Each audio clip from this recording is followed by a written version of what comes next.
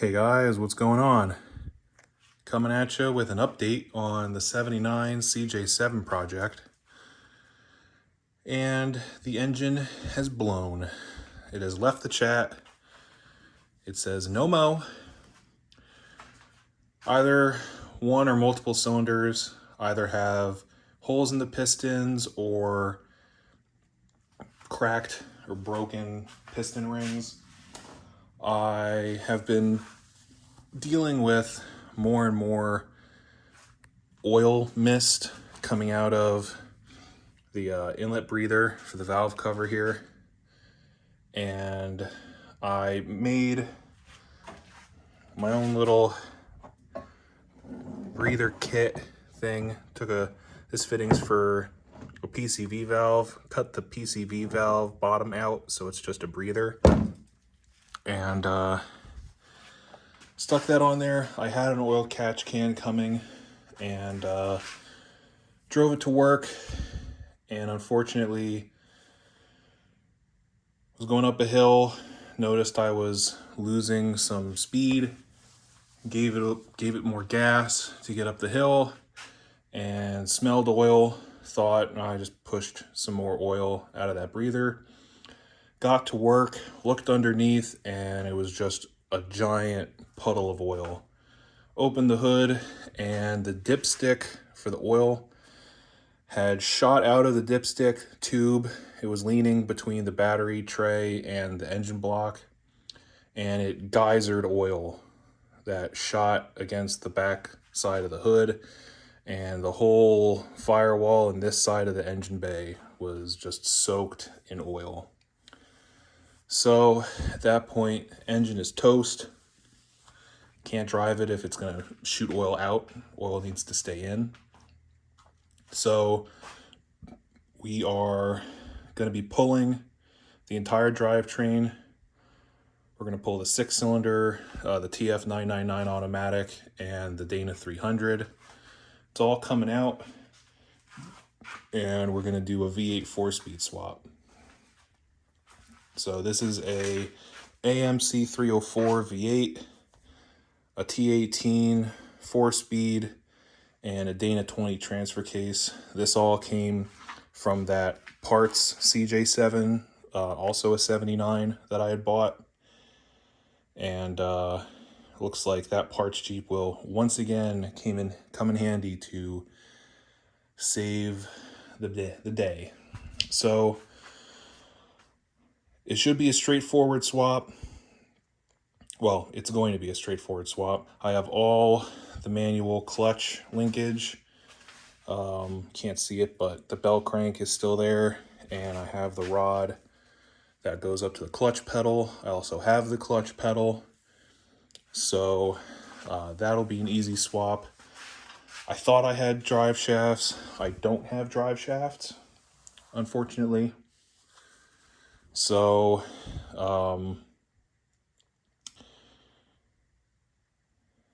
might take a while, but that's okay. This is just going to be kind of like a step by step. Pretty much, I don't have the money to blow on just revamping this thing again. So I'm just going to do this in baby steps.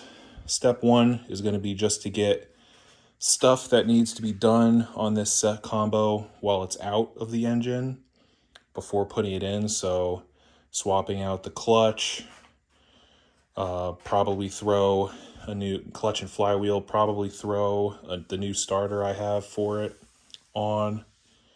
Motor mounts, we'll do the gaskets. I'll probably do the oil pan gasket, pull off the intake and valve covers, clean them up, paint the block, just re-gasket, respray, and then we'll get it into the Jeep. Once it's in there and everything's good to go, we'll start doing other improvements, distributor, carburetor, plugs and wires, water pump, timing set, all that stuff. But step one is just get this thing ready, get that out and get this in. Might be saying, why ditch the Dana 300? Why ditch the automatic? The automatic's fun, but I would much rather have a V8 4-speed than a V8 automatic. And as far as the Dana 300, it's not as big of a deal for me. You know, Dana 20, Dana 300, doesn't really matter. So I would just rather keep this drivetrain all together. Plus, you know, we did the twin stick mod on the Dana 300. It's a cool concept. It was cheap. It was easy to do. I haven't really needed to utilize it. It's just been in 2-wheel drive. And honestly, having the 2 sticks is cool if you're going to individually use them, but I feel like it's kind of a pain if you want to put it into normal 4-wheel, high or low, just because you have to grab both sticks instead of just grabbing one. So we'll leave the stock shifter setup on the Dana 20. We are going to do fender well exit headers and side pipes, not only because that is the setup I want, but the manifolds on this engine are junk anyway, and manifolds for these and headers are pretty much about the same, so I'm going with headers. But other updates, what else has been going on while I've been driving it? This wheel, I might have mentioned before, was locking up really easy while I was braking. I got it. It started doing it less and less, I think because the pads were wearing out more and more. But it's still putting out a lot of brake dust onto the rim. So I have another caliper. I'm going to swap that out. And when this thing gets back to driving, hopefully the brakes grabbing won't be an issue anymore. Other than that, I mean, this thing was running and driving great. I put a 160-degree thermostat in it. I honestly, if I would go back, I would have put like a 180, 195 like it's supposed to have. If this engine would have kept going towards winter, I would have swapped them out, because 160, you're not going to get a lot of heat, but it doesn't matter now. But yeah, it was running cool. I got like 15 miles a gallon, which for an automatic 6-cylinder with 33s is honestly not that bad. So that was cool.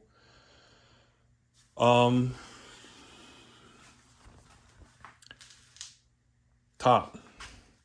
Last video, I had gotten that best top, super top, soft top on there. Totally disappointed. Would not recommend buying a best top. Go with something cheaper, because you pay $1,000 for this super top, and I had nothing but water leaks with that top. I had water leaks from the vertical zipper for the rear window. I had leaks along the seam that's back here for the top. There was a gap under the zipper for the rear window that would leak in water. And the top itself, they only make it as wide as the little channel is, where that's the plastic piece that slides into it. And what that did was it had the water dump out right onto your door weather stripping, and then the water would just leak right into the car.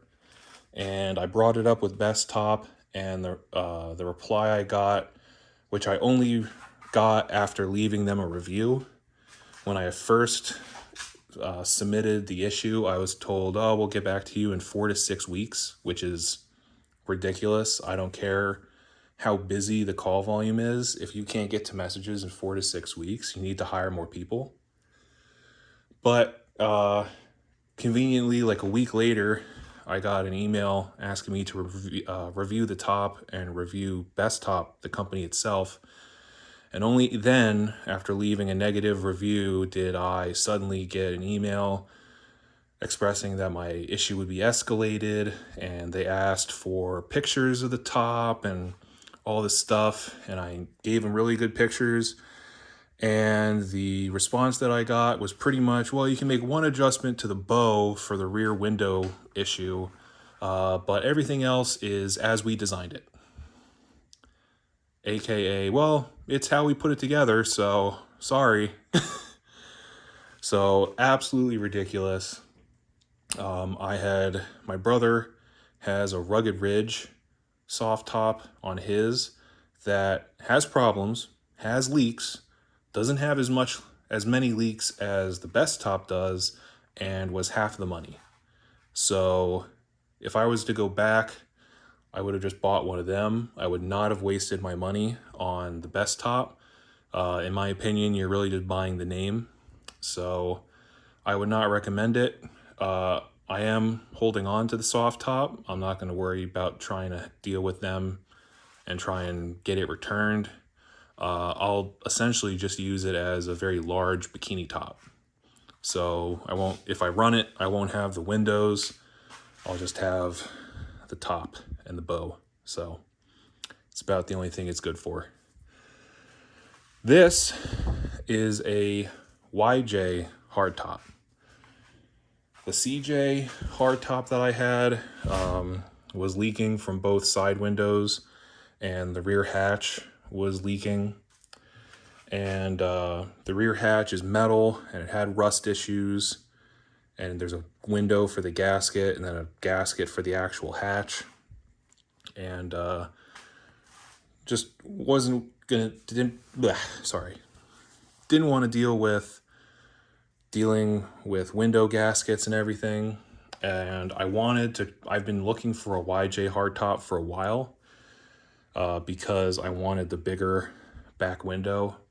So the good thing about these YJ tops, the windows are glued in and there's a bigger lip on the inside. So these actually don't leak. The side windows anyway. The rear hatch does leak, but that gasket needs to get changed.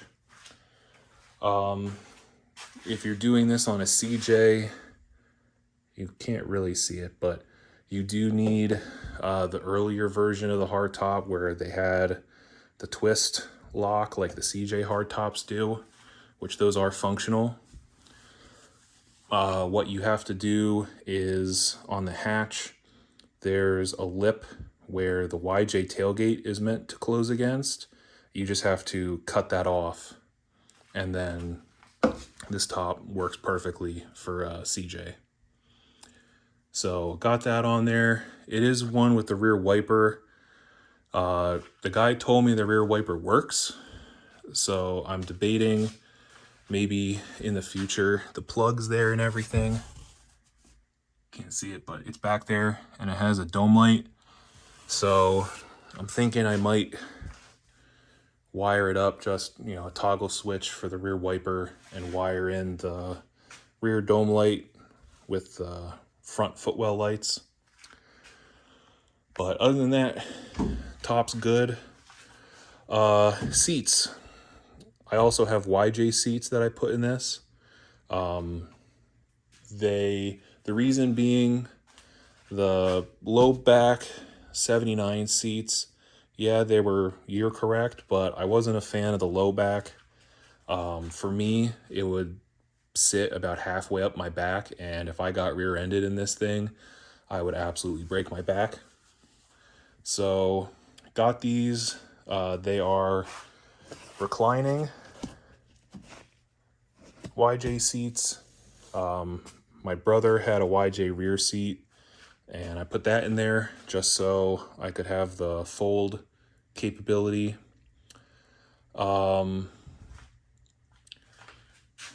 threw a set of rough country seat covers on here. They're pretty good. You know, with any seat cover on older seats that aren't as full as they're supposed to be, it does kind of feel like you're sitting on a diaper, where it's kind of, you're sitting here and the cover is trying to push forward, but they're good. One rough country product that I actually do like. I will have to deal with the seat bracket on the driver's seat. I put the YJ seat bracket in there, and I think it's bent because the seat sits right up against the center console now, and it kind of feels when you're sitting in it that you're sliding towards the console. So I have the other seats back here, and I'm going to take this the CJ7 seat bracket and swap them, and hopefully that takes care of the issue. But, and steering wheel, I got a I think it's a 13-inch wheel put in there. The stock steering wheel, just a bit too large for me. You know, I'm a 6'10", I'm a big guy, and having that larger wheel, it was cramped. It was hard for me to reach the wiper switch while driving. And my arms kind of felt like they were getting folded up and pressed against me. So threw that 13-inch Grant wheel on there, and drives way better. Obviously, with a smaller wheel, it's going to feel a little bit more touchy, but now I feel like I have more arm room. It's easier for me to reach the wiper switch and everything, so that's a big positive.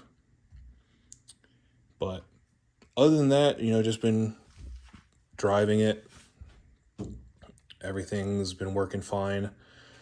The only unfortunate water leak that I have that isn't because of top issues is my, and you might have noticed the tape here, my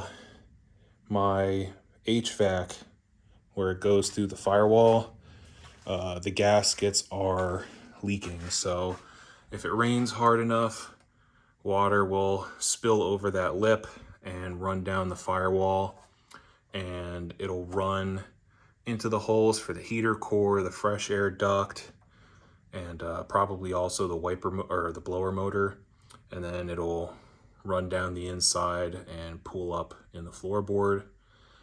So that's unfortunate. And the solution is going to be to delete all of it. So I, along with doing the V8 4-speed swap, I want air conditioning in this. And, you know, it's a Jeep, but, you know, when it's hot, I don't want to be sitting in here sweating my balls off. So I want to have air conditioning for when I'm stopped in traffic, doors off, windows down, or whatever.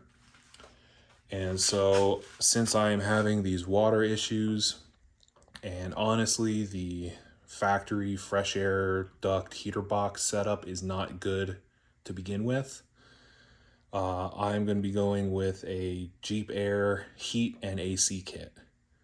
So Jeep Air makes AC kits, and they have a heat and AC kit, and they will provide you with the block off plate for the firewall, and I think the block off for the fresh air duct opening.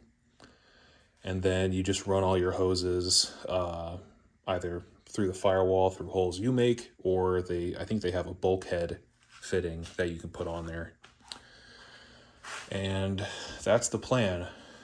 So delete all this, do the Jeep Air heat and AC, and that'll be that. So got the hood off, gonna get this grill support off. I am going to actually not reuse this grill support. Reason being, all of the fender bolts here are gone. It's all just nut and bolt. And this one down here is especially hard to deal with. So I am planning on using the grill from the parts Jeep, which I still have, and it's in good shape, same as this one was, but it has all of the captured nuts for the fenders intact still. The only thing, the middle here is bent down because I think they slammed the hood and the latch didn't click, so it just kind of bent this down. So I just have to whack it with a board and a hammer and flatten it back out. And I'll probably just paint it black, really because I don't want to deal with the overspray from this Maui blue. But I'll paint it black, and I'll probably put a chrome grill insert on it, you know, spruce up the front end a little bit. But yeah, so it kind of sucks, you know. Definitely wanted to keep enjoying this thing, keep driving it, but that's the name of the game, and that's what happens when you're, you know, using unknown components. So, and this, you know, it's not going to be a quick turnaround. Like I said, I don't want to just blow a whole bunch of money. You know, I got some other stuff in the works that I'm trying to put money aside for.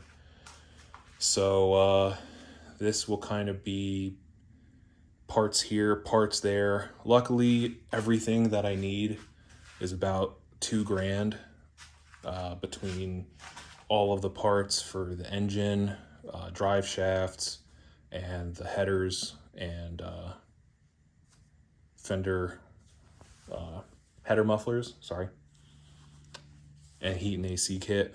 But the only other thing I'm going to change, the 15-gallon tank is going to come out, and I'm going to put a 21-gallon tank in the back. With having the V8, those 6 gallons are going to go a long way, because this thing uses up gas pretty quick just with the 6-cylinder and the 15-gallon tank. So, but there you go, guys. Downside, and Jeep's broken. Upside is I've got more project to show you guys. So probably come back and show you a video once I get the swap done, once the engine, the V8 is in there. But until then, I'll catch you guys later.